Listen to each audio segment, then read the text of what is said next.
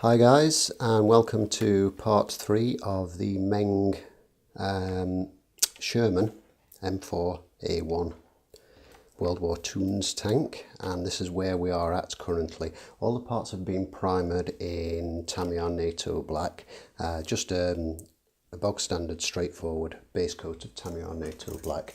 We've got the bogie wheels, the drive wheels, the idler wheels, the polycaps, the tank body, and the turret over here.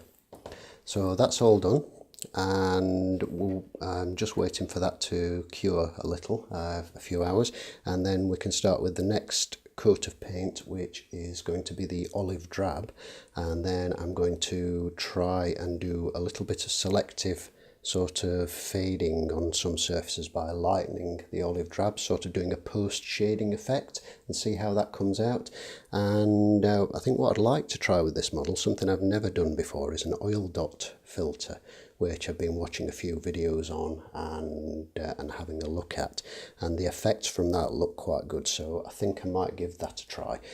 But obviously that's going to be after the next couple of coats of paint, so that's where we're at just at the moment.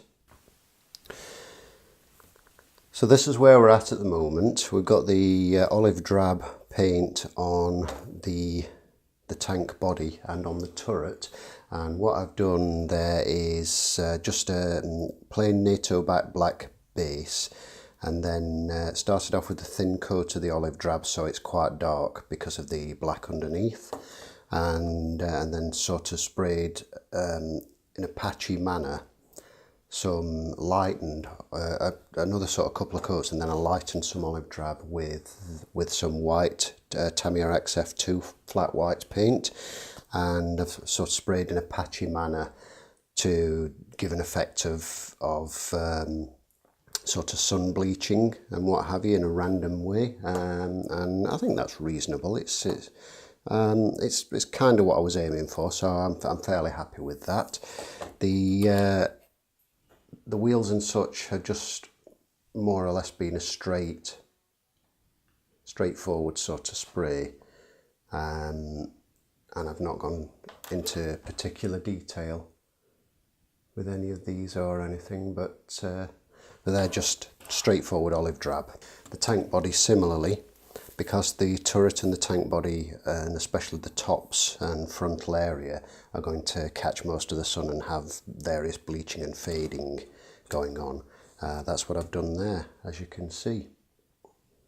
So the next step, the bogie wheels again, just straightforward painted, nothing too fancy there, and ran a bit of masking tape around the flat sort of the tyre section, the rubber section of the wheels, and as you can see with the sort of faded patchiness on there, I've tried to make that as random as possible, and I'm reasonably pleased with that. So the next step is a coat of clear, and once that's dried we're going to put some decals on, and then once the decals are on, the next step after that will be another coat of clear on top, at which point I will be trying an oil dot filter.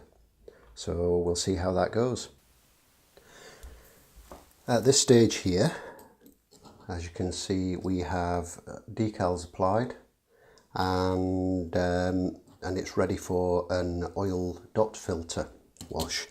So the dot filter wash, and then a little bit more detailing, picking out the tools, for example, on the back, and then the shovels that are going to yet be mounted on the side and such, and it will not be far off completed. I've got the road wheels, drive wheels, and the idler wheels to fit, along with the tracks, which will probably just get a bit of a dry brushing, and I don't know if I'm going to throw some dirt on there, or maybe just make them a little bit dusty. I've not decided yet, but I'll do something with that. We'll see how that goes.